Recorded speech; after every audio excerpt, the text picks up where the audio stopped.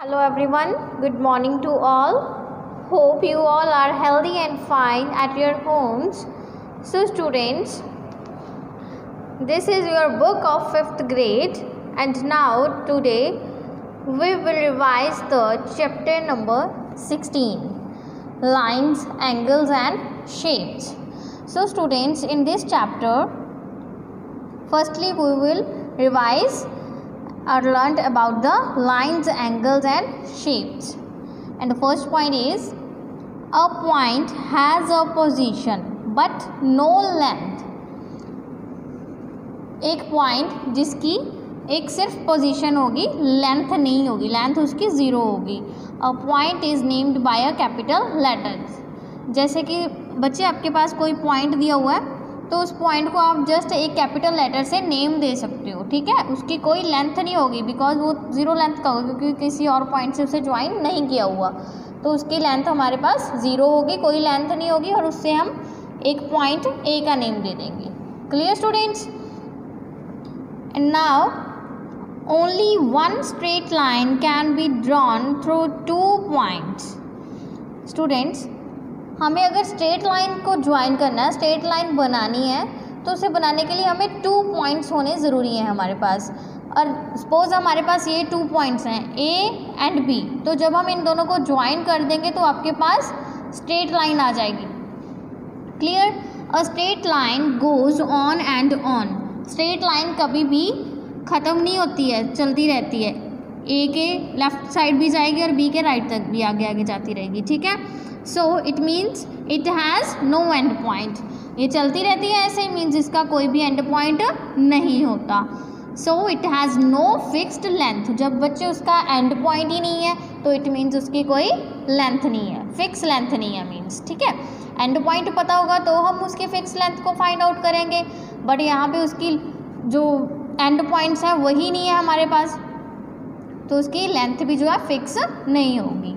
A straight line can be named by any 2 points on it. ठीक है, straight line को अगर हमने नेम देना है तो उसके ऊपर आप कोई भी 2 पॉइंट्स लिख लोगे तो वहाँ से हम उसे नेम ले लेंगे कि ए बी लाइन है ये, ठीक है. The straight line shown along side can be called straight line A B. अगर हमने ए बी की साइड जैसे हम शो करनी है तो हम क्या शो करेंगे, इसे नेम क्या देंगे, A B, straight line A B, या फिर हम लिख देंगे ए बी वेक्टर्स. ऊपर हम ये लगा देंगे दोनों साइड्स के वेक्टर्स, ठीक है. इसका मीनिंग है कि इसकी लेंथ फिक्स नहीं है और इसके पॉइंट्स जो एंड पॉइंट्स वो भी नहीं है. Clear students?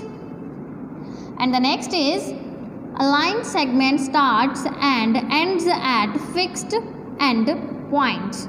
लाइन सेगमेंट क्या होता है स्टूडेंट्स? लाइन सेगमेंट होता है starts and ends at fixed and. Means जैसे हमारे पास स्ट्रेट लाइन थी उसका कोई भी एंड फिक्स नहीं था, बट लाइन सेगमेंट में आपके पास जो उसके एंड्स होंगे स्ट्रेट लाइन के वो फिक्स होंगे. जब एंड्स फिक्स हैं दोनों साइड पे तो इट मीन्स उसकी लेंथ भी फिक्स्ड होगी. Then it is named by its end points. तो इसका नेम इसके एंड पॉइंट से लेंगे हम.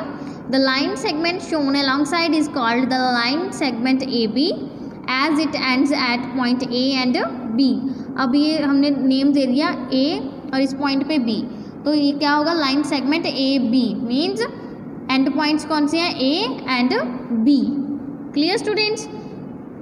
और हम इसे एक सिंबल से लिख सकते हैं. क्या लिखेंगे उसके, ए बी बार, मीन्स इसके फिक्स्ड लेंथ है, ठीक है.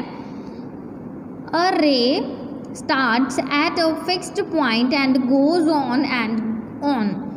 बच्चे जो स्ट्रेट लाइन होती है उसकी एंड पॉइंट्स फिक्स बिल्कुल नहीं होते, उसके कोई भी एंड फिक्स नहीं होता.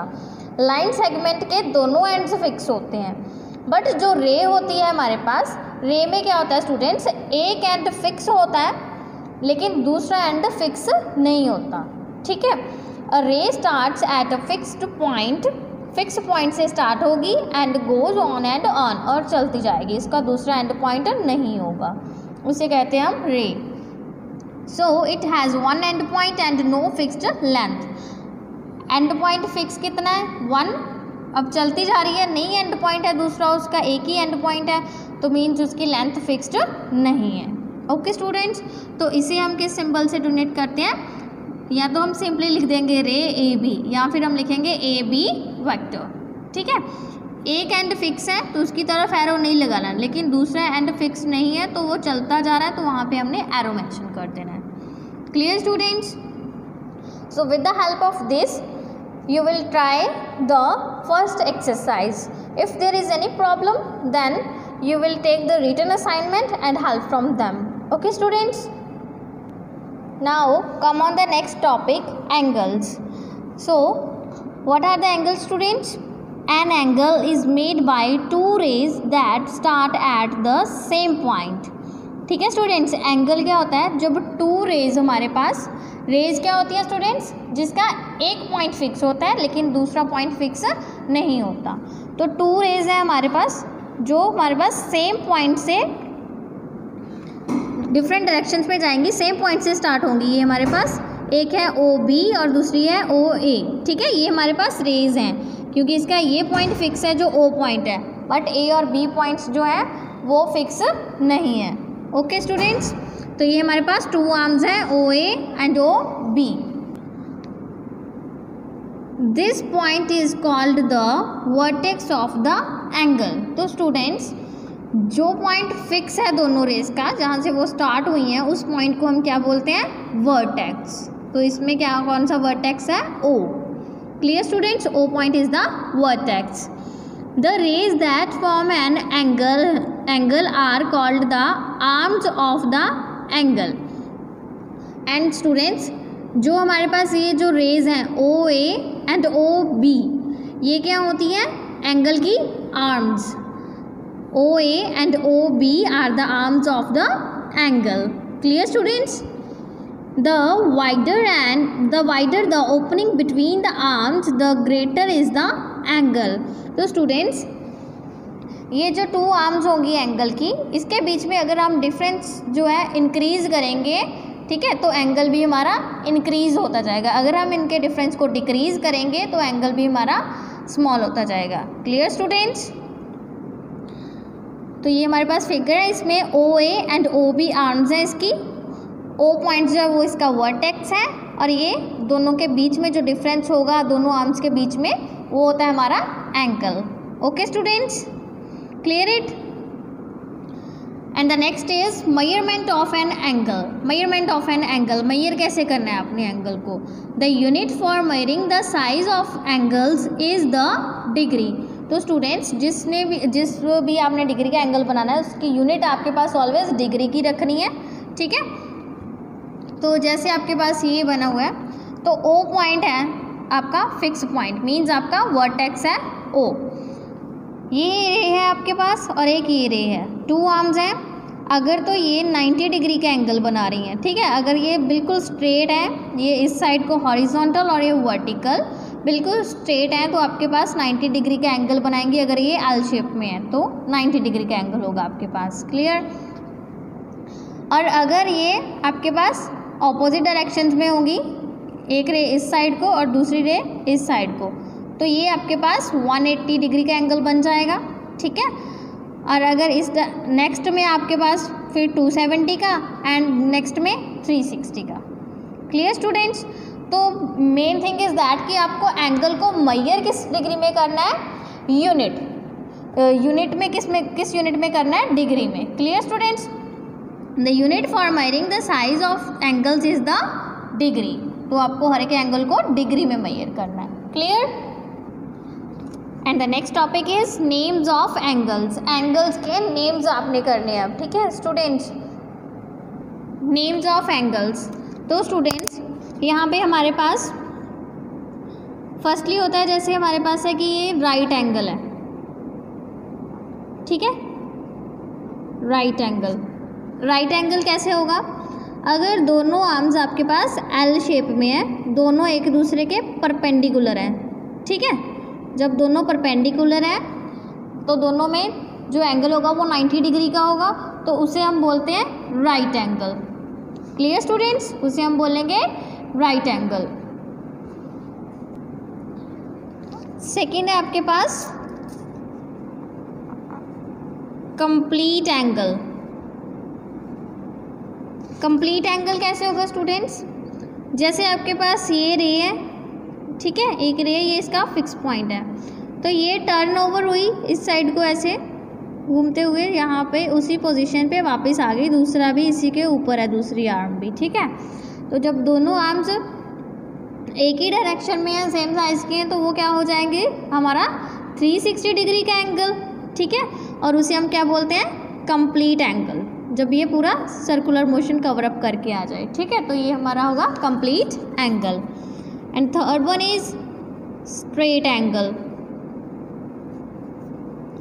तो स्टूडेंट्स स्ट्रेट एंगल क्या होता है, जब वन आर्म इस साइड को होती है and other arm on the opposite side, ठीक है, ये ओ फिक्स पॉइंट है, ओ इस साइड को है, ओ बी इस साइड को है, तो ये कितना कवर अप करके आई है, कितने का एंगल बनेगा यहाँ पे, 180 डिग्री का, ठीक है।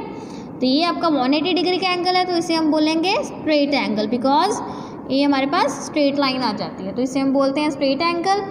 जब कंप्लीट सर्कल करके पूरा वही उसी पोजीशन पे आ जाए, 360 का एंगल बनाए तो हमारा कंप्लीट एंगल। जब दोनों परपेंडिकुलर हो 90 डिग्री का एंगल बनाए तो right angle. Clear students? And the next is acute angle. Acute angle क्या होता है, अगर जो है एंगल आपका, सपोज आपके पास एक्स कोई भी एंगल है, ठीक है, सपोज कर लो ए डिग्री, समथिंग ए डिग्री आपके पास ये एंगल है, तो ए जो है आपका, ठीक है, वो लेस देन होना चाहिए 90 डिग्रीज, ठीक है। तो जैसे आपके पास एग्जांपल देती हूँ, ये वन रे है, दूसरी रे 90 डिग्री तो सीधा होगा ना, उससे छोटी ही होनी चाहिए डिग्री उसकी, ठीक है, कुछ भी हो, 30 हो, 45 हो, समथिंग, वो थीटा जो है आपका, ठीक है, ये जो थीटा है ये आपका लेस देन 90 डिग्री होना चाहिए, तो आपका क्या होगा, वो acute angle. Clear students? And the next is obtuse angle. Obtuse angle में क्या होता है स्टूडेंट्स, 90 डिग्री पे जो होता है वो आपका राइट एंगल, जो 90 से स्मॉल होता है थीटा, तो वो आपका एक्यूट एंगल। जब आपका थीटा जो है, ठीक है, जो थीटा है वो ग्रेटर देन 90 डिग्री हो जाए, 90 डिग्री से ग्रेटर हो जाए, तो आपके पास क्या होगा, वो obtuse angle. For example this, एक फिक्स्ड रे है, ये वाली है, दूसरी फिक्स्ड रे ये वाली होगी, ठीक है, तो आपके पास 90 डिग्री से बड़ा हो गया, अब ये दोनों के बीच में डिफरेंस 90 से अबव जा रहा है, ठीक है, तो डिफरेंस बढ़ गया, तो इट मीन्स वो थीटा जो है इंक्रीज हो गया, 90 से बड़ा हो गया, तो उसे हम कौन सा एंगल बोलेंगे, obtuse angle. Clear students? Okay students, and the next topic is using a protractor. आपने जब एंगल ड्रॉ करना है तो प्रोटेक्टर का यूज़ कैसे करना है, ठीक है, ये इंस्ट्रूमेंट होता है जो इसे हम बोलते हैं प्रोटेक्टर, ईजिली आपके ज्योमेट्री बॉक्स में मिल जाता है ये, ठीक है। तो जब ये इस प्रोटेक्टर को उठाओगे आप, तो इसके बिल्कुल सेंटर में जो ये वाला पॉइंट होता है, इसमें ये पॉइंट, इसे हम बोलते हैं सेंटर, ठीक है, और ये जो लाइंस होती है इसके बीच में, ये होती है हमारी बेस लाइन। जैसे आपने यहाँ पे 60 का एंगल बनाया, तो लाइन जो आपकी, ये वाली लाइन जो आपने ड्रॉ की हुई है 60 एंगल की, बिल्कुल उसके ऊपर आएगी, तो आपका ये एंगल सही होगा। अदरवाइज़ अगर हमें इसके इस साइड या दूसरी साइड दिखाई देती है तो वो एंगल रॉन्ग हो जाएगा। ओके स्टूडेंट्स, ये जो नीचे वाला स्केल दिया हुआ है ये आपका होता है स्केल 2, और ये जो गिवन होता है आपके पास स्केल 1, ठीक है स्टूडेंट्स। तो आपके पास यहाँ पे 2 स्केल्स होते हैं, दोनों की मेजरमेंट 0 डिग्री टू 180 डिग्री होती है, ठीक है। One start from the right and the other start from the left, एक राइट से स्टार्ट होता है और दूसरा लेफ्ट से। Choose the scale that has its 0 degree mark on the arm aligned with the base line, ठीक है। आपने कैसे चूज करना है, जैसे आपने सपोज यहाँ पे आपने एंगल बनाया 60 डिग्री का, ठीक है, तो आपने क्या है, स्ट्रेट लाइन इस साइड को ड्रॉ की है, तो इसके फिक्स पॉइंट जो है, फिक्स पॉइंट के ऊपर इसके सेंटर को रख लेना है, ठीक है। इसका सेंटर जो है आपके आर्म्स के फिक्स पॉइंट पे आना चाहिए, फिक्स पॉइंट पे रख लिया और आपने ड्रॉ करना है 60 का, तो बिल्कुल आप सेकंड स्केल में देख लीजिए, बिल्कुल सामने वाली जो आपकी लाइन होगी 60 के सामने जो पॉइंट होगा उस पर आपने डॉट लगा लेना है। डॉट लगाने के बाद दोनों को स्केल की हेल्प से ज्वाइन कर देना है। ज्वाइन करने के बाद अगेन आप इसके ऊपर प्रोटेक्टर रख के देखोगे कि 60 वाली जो लाइन प्रोटेक्टर के ऊपर है वो आपकी लाइन को कवर अप कर रही है, बिल्कुल आपकी लाइन के ऊपर है, ठीक है। अगर कवर अप कर रही है तो आपका एंगल बिल्कुल सही है, अदरवाइज आपका एंगल अगर लाइन इधर उधर भी दिख रही है थोड़ी सी तो वो आपका एंगल गलत हो जाएगा। Okay students, and please try the second exercise. You have to done your work on the books only. Okay students, तो आपको सभी को जो आपका वर्क है वो इस चैप्टर का बुक के ऊपर ही करना है। जो आपके पास बुक्स हैं उन्हीं के ऊपर आपने ये वर्क करना है। Okay students, okay students, and the next topic is quadrilaterals. पहले हमने क्या किया है, ट्राइंगल्स। ट्राइंगल्स में होंगी आपके पास 3 साइड्स, ठीक है।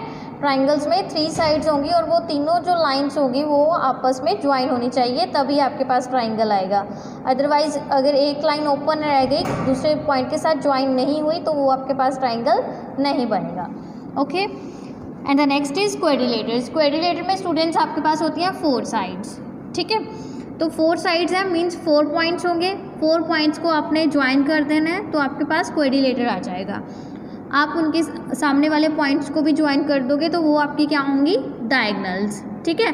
सपोज आपके पास ये क्वाड्रिलेटर है ABCD, तो AC and BD are the diagonals of, ठीक है, are the 2 diagonals of this quadrilateral. Okay students, और क्वाड्रिलेटर में हमारे पास क्या आ जाता है, रेक्टेंगल, स्क्वायर।